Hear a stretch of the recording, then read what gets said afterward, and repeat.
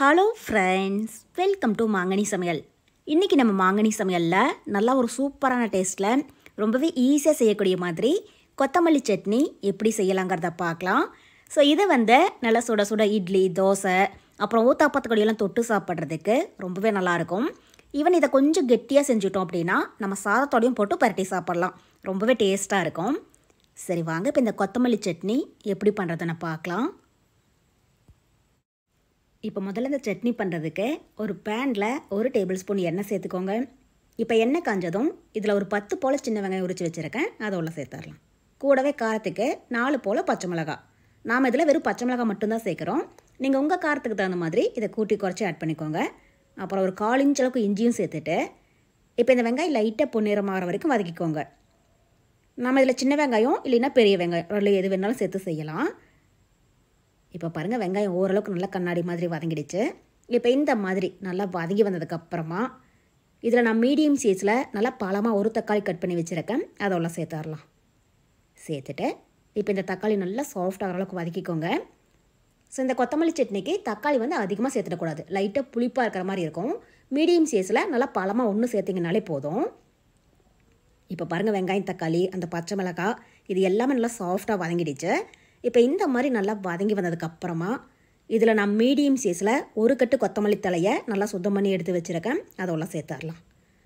நல்லா ஒரு கைப்பிடி அளவுக்கு சேர்க்குறேன். சேர்த்துட்டு இப்போ இதையுமே நல்லா வதக்கிக்கோங்க. ஸோ கொத்தமல்லி தலை நல்லா இளம் தலையாக இருந்துச்சுன்னா அந்த தண்டோடையே சேர்த்துக்கோங்க. ஒருவேளை கொஞ்சம் முத்தலாக இருக்கிற மாதிரி இருந்துச்சுன்னா அந்த தண்டையெல்லாம் நீக்கிட்டு வெறும் இலையை மட்டும் சேர்த்துக்கோங்க. இப்போ பாருங்கள், அந்த கொத்தமல்லி தலை அந்த வெங்காயம் தக்காளியோட சேர்ந்து நல்லா சுருளாக வதங்கிடுச்சு. இப்போ இது கூட ஒரு 1/4 கப் அளவுக்கு துருவின தேங்காய் சேர்த்துக்கோங்க. கூடவே கொஞ்சமாக கருவேப்பிலை, அப்புறம் ஒரு சின்ன நெல்லிக்காய் சைஸில் புளியும் சேர்த்துடலாம். புளி ரொம்பவே அதிகமாக சேர்த்துடாதீங்க, ஏன்னா ஆல்ரெடி நம்ம தக்காளி சேர்த்துருக்கிறதுனால. பாருங்கள், இந்த அளவுக்கு சேர்த்திங்கன்னா போதும். அப்புறம் இந்த சட்னிக்கு தேவையான அளவு உப்பும் சேர்த்துட்டு இப்போ இந்த தேங்காயோடைய ஈரப்பதம் போகிற வரைக்கும் இதை லைட்டாக வதக்கிக்கோங்க. இப்போ பாருங்கள், எல்லா பொருளுமே நல்லா வதங்கி வந்துடுச்சு. இப்போ இதில் கடைசியாக 1 டேபிள் ஸ்பூன் அளவுக்கு பொட்டுக்கடலையும் சேர்த்துட்டு இதை லைட்டாக வதக்கிக்கோங்க. நான் இன்றைக்கி இந்த சட்னியை இட்லி தோசைக்கு செய்கிறதுனால இதில் நான் கடைசியாக கொஞ்சமாக பொட்டுக்கடலை சேர்க்குறேன். நீங்கள் ஒரு வேளை சாதத்துக்கு செய்கிற மாதிரி இருந்துச்சுன்னா இதில் நீங்கள் பொட்டுக்கடலை சேர்க்க வேண்டாம், இதை மட்டும் ஸ்கிப் பண்ணிவிடுங்க.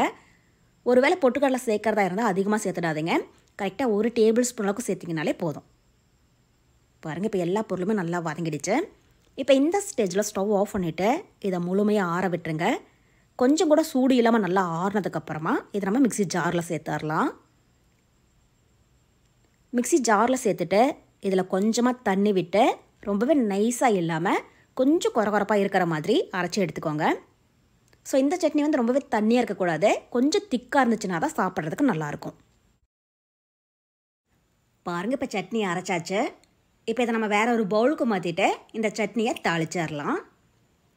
இப்போ இதுக்கு ஒரு தாளிப்பு பேனில் 1 டேபிள் ஸ்பூன் எண்ணெய் விட்டு சூடுபடுத்திக்கோங்க. இப்போ எண்ணெய் காஞ்சதும் இதில் 1/2 டீஸ்பூன் கடுகு உளுத்தம்பருப்பு சேர்த்துடலாம். கடுகு பொரிஞ்சு கடலைப்பருப்பு உளுத்தம்பருப்பு பொன்னிறமானதும் இதில் ஒரு காஞ்ச மிளகாய், கூடவே கொஞ்சமாக கருவேப்பிலை சேர்த்துக்கோங்க. இப்போ கருவேப்பிலை பொரிஞ்சதும் ஸ்டவ் ஆஃப் பண்ணிவிட்டு இதை நம்ம ரெடி பண்ணி வச்சுருக்கிற சட்னியோட ஒன்றா சேர்த்துடலாம். சேர்த்துட்டு இப்போ இந்த டைம் லைட்டாக கலந்து விடுங்க. அவ்வளோதான். இப்போ நம்ம கொத்தமல்லி சட்னி ரொம்ப சூப்பராக தயாராகிடுச்சு. சட்னி ரொம்பவே தண்ணியாக இல்லாமல் பாருங்கள், இந்தளவுக்கு கொஞ்சம் திக்காகவே வச்சுக்கோங்க. அப்போ தான் இட்லி தோசை கூடையெல்லாம் தொட்டு சாப்பிட்றதுக்கு கரெக்டாக இருக்கும். ஒருவேளை நீங்கள் சாதத்துக்கு செய்கிற மாதிரி இருந்துச்சுன்னா இன்னும் கொஞ்சம் கெட்டியாக இருக்கட்டும், அப்போ தான் நல்லாயிருக்கும். அவ்வளோதான். இப்போ நம்ம கொத்தமல்லி சட்னி ரொம்ப சூப்பராக தயாராகிடுச்சு. ஸோ கண்டிப்பாக நீங்களும் இதே மெத்தடில் வீட்டில் செஞ்சு பார்த்துட்டு டேஸ்ட்டு எப்படி இருந்துச்சுன்னு மறக்காமல் கமெண்ட் பாக்ஸில் சொல்லுங்கள். என்னுடைய இந்த ரெசிபி வீடியோ உங்களுக்கு பிடிச்சிருந்தா லைக் பண்ணுங்கள், உங்கள் ஃப்ரெண்ட்ஸ் அண்ட் ரிலேட்டிவ்ஸ் கூட நிறைய ஷேர் பண்ணுங்கள். மறக்காமல் மாங்கனி சமையலுக்கு சப்ஸ்கிரைப் பண்ணுங்கள். நன்றி.